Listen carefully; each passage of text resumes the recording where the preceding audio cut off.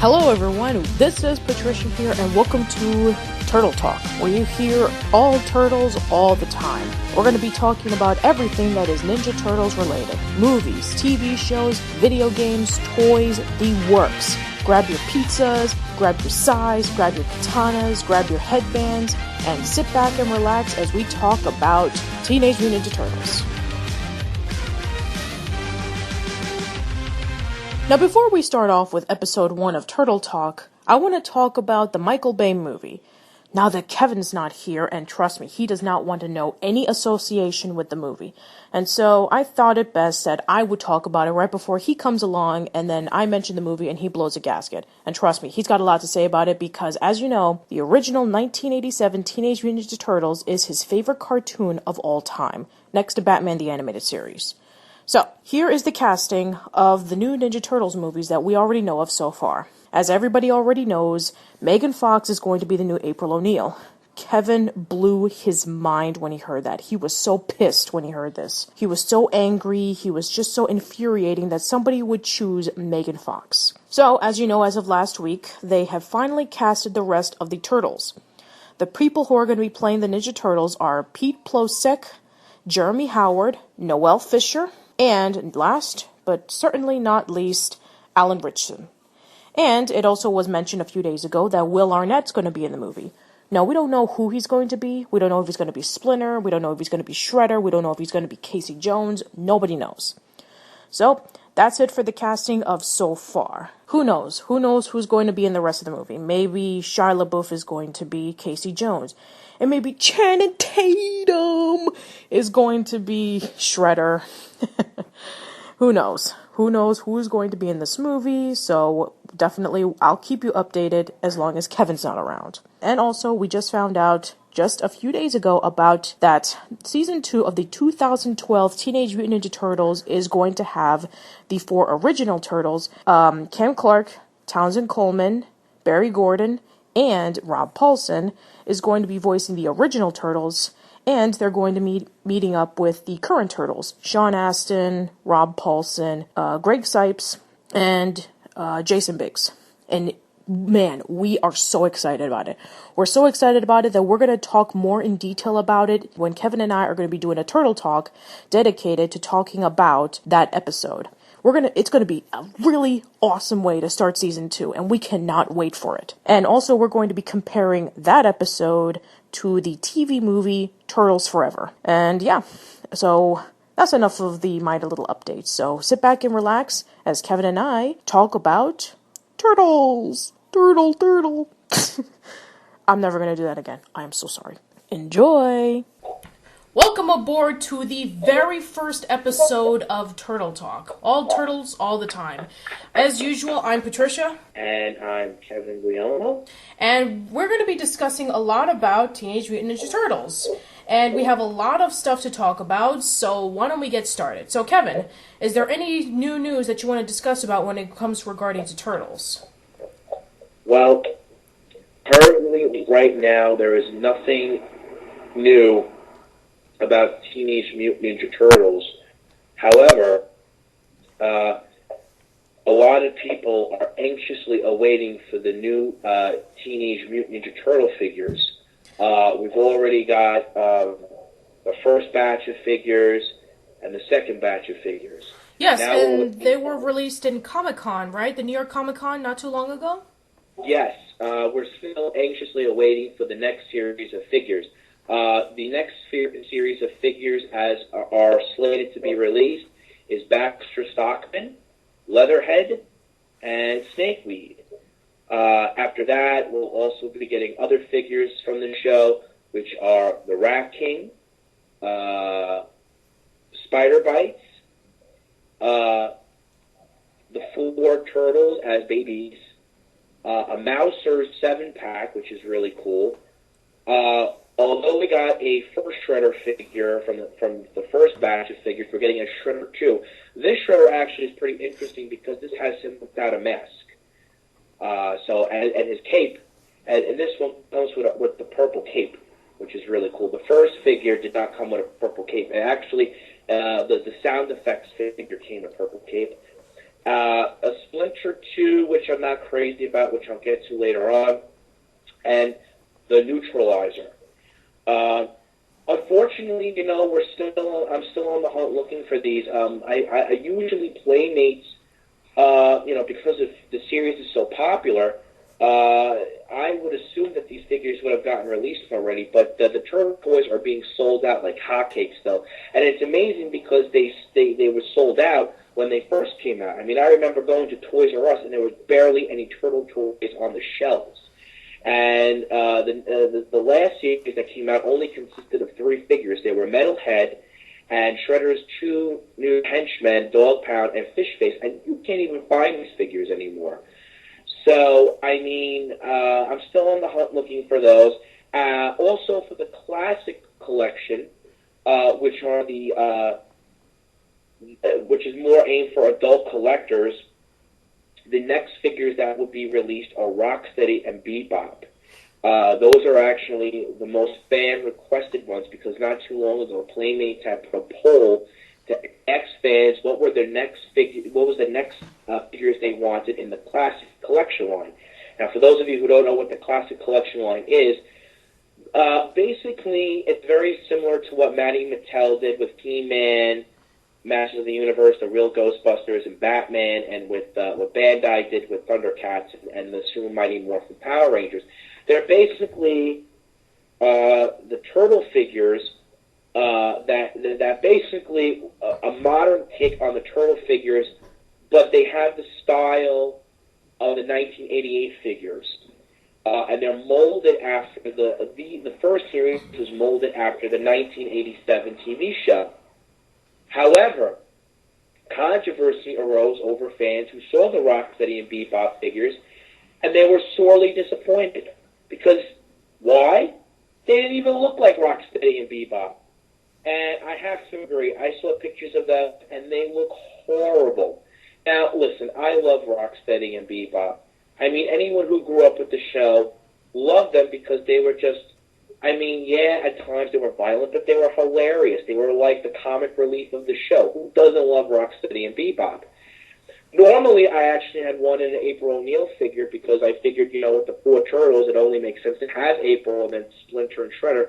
But Playmates, instead of like they released the 4 figures, right? They only are going to release maybe 2, 3 at a time. I don't know why, though, exactly. They never really stated why. But I'm sorely disappointed because they look nothing like their TV show incarnations. And that was the reason why everybody bought the Turtles figures in the first place, because they sort of were supposed to look like their TV counterparts. Bebop has so much fat on his face. It is ridiculous. The belt that goes around with the grenades and stuff like that, you can easily tell that painted over. I don't know why they couldn't just get a piece of plastic that looked like his belt to put it around. That's Bebop. Rocksteady, has a 6-pack, and they're not supposed to have 6-packs. These were characters created solely for the animated series, and if you remember, they had muscle on them, but they were very fat, they were fat and stupid. So, you guys can take a look at it, just type in Rocksteady and Bebop figures. I'll buy them. I know I'm going to get a lot of, hypocrite comments, but, if you're a diehard fan, you're going to have to buy these, and they will sell out, but these figures look terrible. At least they could have gave Bebop a realistic purple mohawk, like what McFarlane did with their toys. And the rifles and the lasers don't even fit in their hands properly. So they were showing prototypes of what these figures look like. So we have to really, see how that goes. But other than that, really no news. I believe we're supposed to get a new episode this week. I'm not too sure on the 2012 series.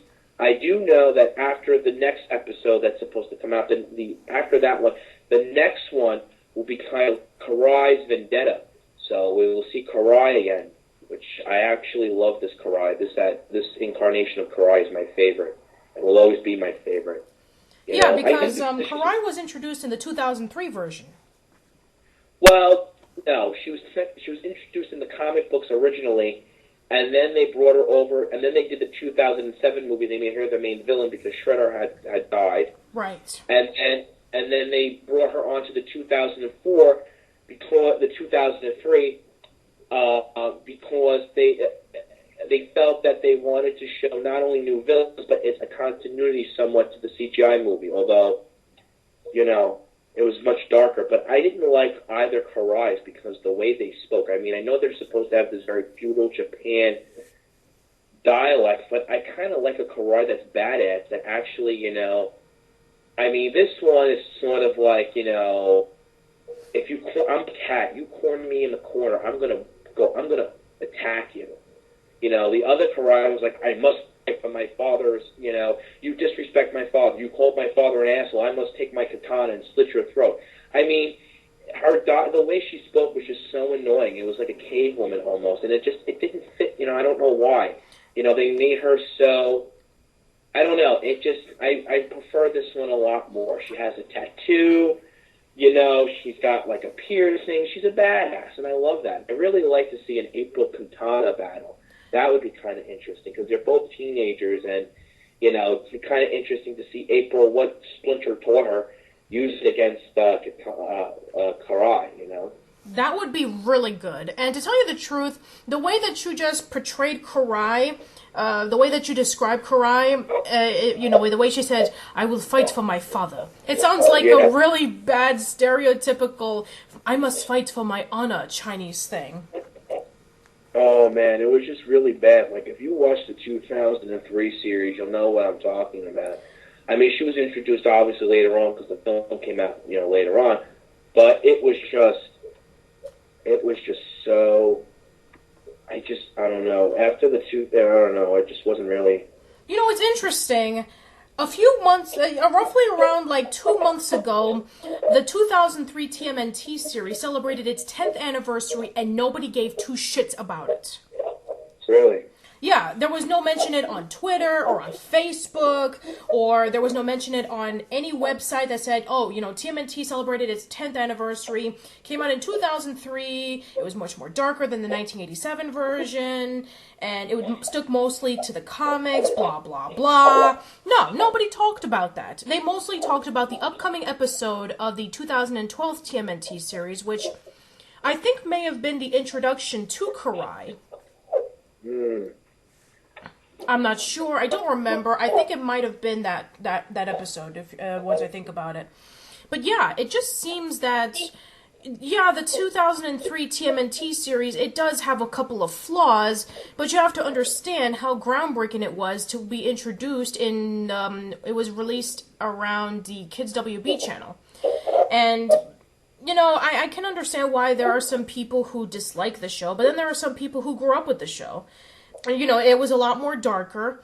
It broadened out the characters, very well done. When you see the Rat King, and when you see Baxter Stockman, and when you see all these other characters just broaden out in a very dark, serious way, I think it was really well done. And, you know, then, you know, when you have Baxter Stockman in the 2012 series, they reduced him back into a nerdy scientist, just like in the 1987 series. But I really like the way they did the Rat King in the 2012 series. Because in the 2003 series, he was kind of like morphing his way over to being like a ferocious animal. But with the Rat King in the 2012 series, he has really good reasons to why he wants to control all the rats in New York and attack them. And you know, just to help our viewers, just to do a quick recap for our viewers, for those of us who haven't seen I, Monster, for the 2003, what was the Rat King's reason for controlling the rats? And actually, I was gonna, if you don't mind, I was gonna do a comparison to the 1987 and 2012 series. Oh, please. So you wouldn't mind if you were so kind to tell the viewers why the Rat King wanted to control the rats in the 2003 series? Yeah, absolutely. I think the reason why was because he was basically shunned from the world, and he just didn't feel like he had a place to belong to. So by controlling the rats, he can be able to take over New York City, and he can be able to find himself a place in the world. Right. And as opposed to the 2012 series, he wanted to control the rats for a different reason. I think it was the fact that there was some sort of vendetta with the Rat King in this 2012 version, which is completely different from both the 2003 series and the 1987 series. And, to tell you the truth, I think that the Rat King has always been an underrated turtle villain. Why do you feel that way? Well, the thing of it is, okay, let's just compare all the three Rat Kings. In the 1987 series, you've had the Rat King who lives in the same sewer system as the turtles. If he knew where the turtles were, he could have just came out there at any time in the turtle lair and just attacked them while they were either training or falling asleep or eating pizza or watching TV or whatever. In the 2003 series, he got a big upgrade by becoming a little bit more somber, and he felt shunned from the world. He had like this sort of seriousness that he could have really taken down the turtles. But then as time went on, he started to look more deeper into himself. And then as time went on, he was kind of like side-casted with all the other ones, such as Baxter Stockman and the Shredder. Then you have the 2012 series, in which it is, even though he's only been there for like one episode so far, he is brought out in a way that was so unbelievable. He almost took control of Splinter. If he would have taken control of Splinter, then there would have been serious consequences for the Turtles. The Turtles are not yet ready to fight together as a team and for them to be able to save the city. So if they were to be able to, if the Rat King took over Splinter, then there would have been some serious problems. The Rat King could have had the potential to be a really tough villain, because in the 2012 series, we haven't seen a lot of Shredder yet. Yeah, it's interesting you say that, because Ciro Nelli had stated that this is going to focus more on mutation of things being mutated. So the Shredder, while he will have a significant role in this series, it will mostly focus on the mutagen.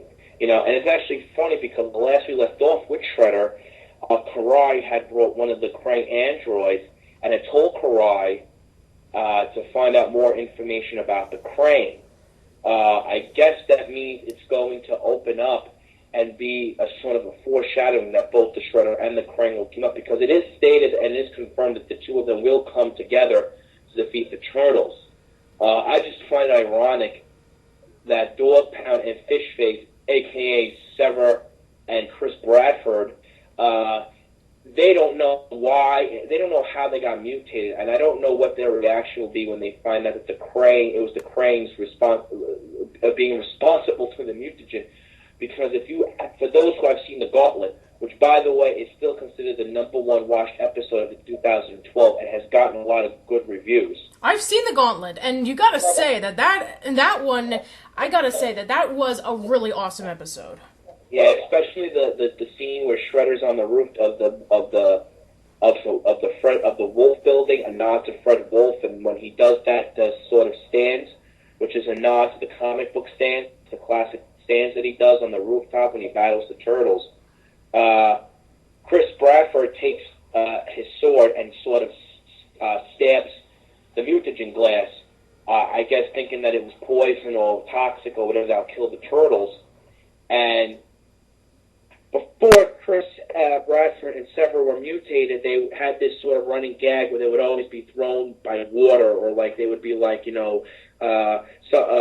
water or something would push them. And because Sever was touching this ugly-looking purple fish that he ended up eating for dinner, and Chris Bradford was playing with Shredder's dog, they both mutated into both a dog and a fish, respectively. But they didn't know that this mutagen was actually the Krang's mutagen.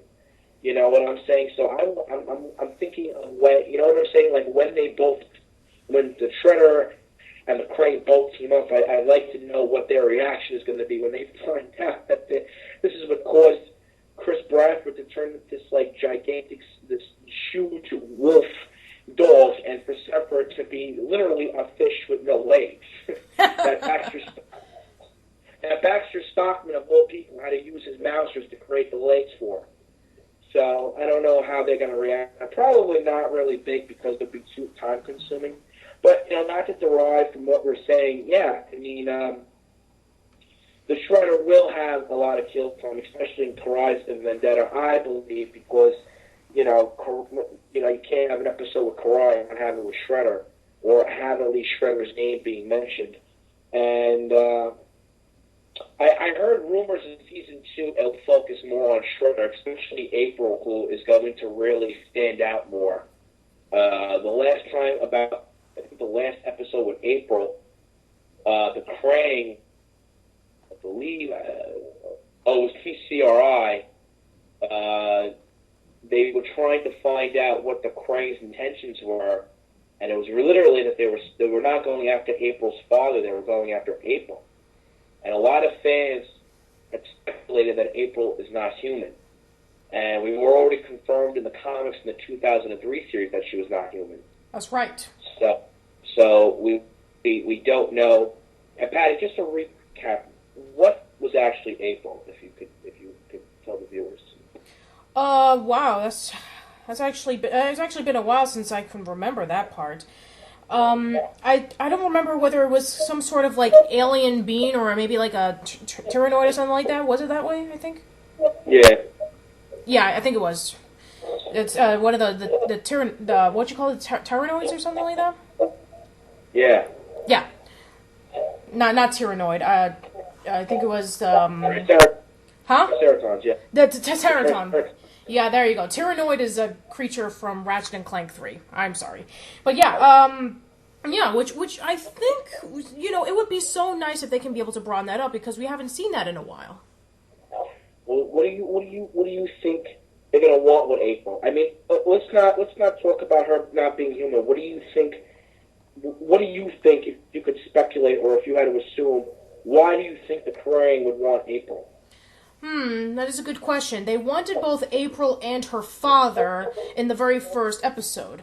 Now, we know that her father is a scientist, but there was no explanation to why they wanted April. At first, you thought that maybe the reason why they wanted April was because if, they just wanted to capture her so that she won't be able to report it she won't be able to report to the police about the Krang. But then again, as time went on, you start speculating more and more about something. If April does happen to be a Tyrannosaur, then it could be the possibility that maybe the Krang want to study her, or maybe use her as like a weapon, or be able to use her for some reason to take over the world, or for them to be able to increase the mutagen.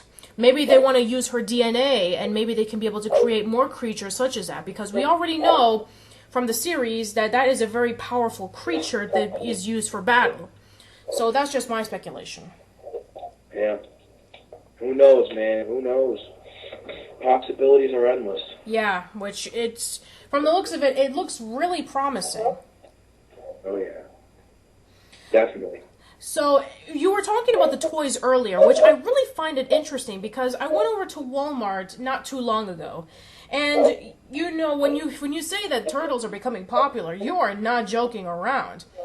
I saw there was this stand that was filled with turtle pillows and turtle hats, and they're starting to release, I think, Volume 1 of the Turtles series on DVD.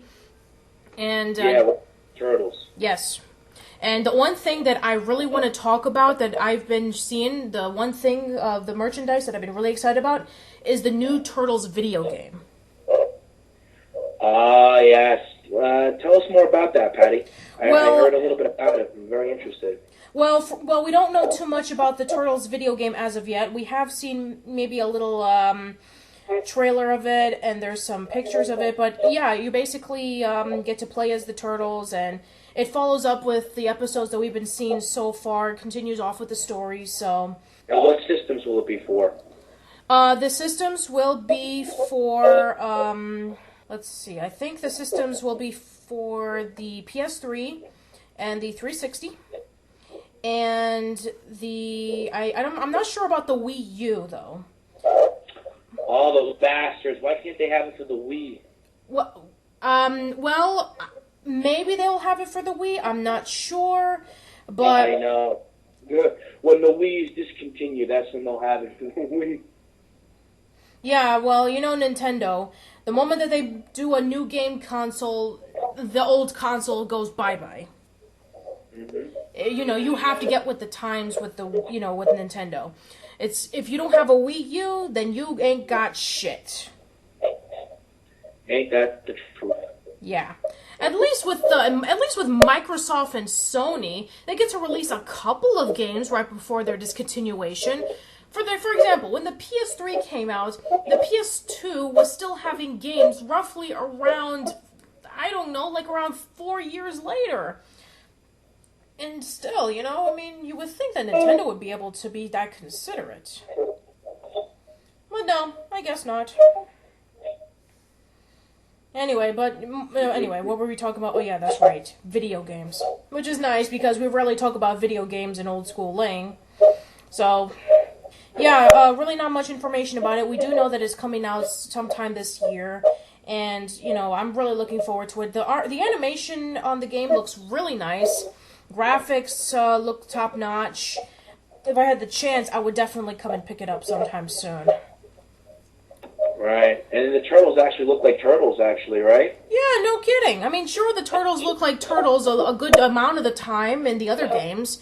You had the Ninja Turtle games on the NES and SNES and Sega Genesis and all those games.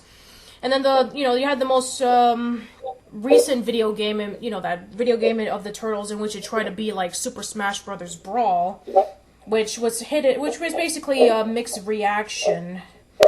But yeah, this Turtles game, however, this game looks interesting. Yeah, it does actually. Yeah, so we'll when more information comes out about it, we'll let you know about it in the next Turtle Talk. So let's see. I know that they're also coming out with some comics about the 2012 Turtles as well. You know any information about that? Very little. The same company, IDW, who has just put out the Turtle comics and are re-releasing the 1984 comics, are actually doing it. It's most likely going to follow the 2012 series. Whether it's going to be comic book adaptations based on the series, like the Archies, or it's going to be new comic books, I don't know. But it is. They are releasing them, and it looks very, very good. Actually, I'm looking forward to those. Oh, definitely. So yeah, we already talked about the TV series. We already talked about the comics. We talked about the merchandise. We talked about the upcoming video game. Is there anything else that we want to discuss about right before we conclude it? Nope, I think that's about it. Yes. All right then. So, all right. So I hope that you guys tune in for next time for episode 2 of the Turtles. But right before we leave, I want to do something really interesting to our podcast that we haven't done in previous podcasts. We're going to have a TMNT trivia game. So I'm going to ask a question, and if you know the answer, post in the comments below, and if you get the correct answer, you win 10 internet points. Yes, I stole this from Comic Book Cast. Sue me. So, are you ready, Kevin? I'm ready. This question is based on the 1987 TMNT series. Here we go. In the TMNT episode, Cowabunga Shredhead, Shredder ends up with which turtle's personality? Is it A, Raphael's, B, Leonardo's, C, Michelangelo's, or D, Donatello's? So, post in the comments below. If you get the answer correctly, you win 10 internet points. Yes, it's so hard that not even Kevin can get it right.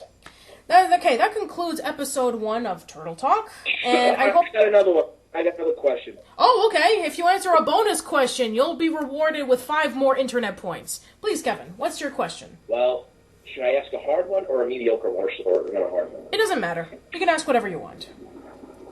Okay. I'm trying to think of it. Okay. Take your time. Now, which Turtles is this based on? Movies, TV show, video game, comics? It's the TV show. It's the TV show. Okay. In the 2012 series, Miss Campbell, an android created by the Krang, is voiced by Cassandra Peterson, a.k.a. Elvira. What year did Elvira, Mistress of the Dark, come out? 1988, 1987, 1986, 1985, or 1990. Alright, so if you know the answer to that, post in the comments below and you get 5 bonus internet points. So, I think that concludes episode 1 of Turtle Talk. Tune in next time for episode 2 where we got more Turtle Talk and we got, hopefully, a very special guest coming. So until then, this has been Patricia. And Kevin. And we hope to see you soon. Take care and thanks for listening. And remember, Cowabunga, Booyakasha, whatever you want to call it. See you later. Well, I want to call it the Patty Miranda Pizza Pie from Patty. Or that too. That too. All right. Bye-bye. Bye.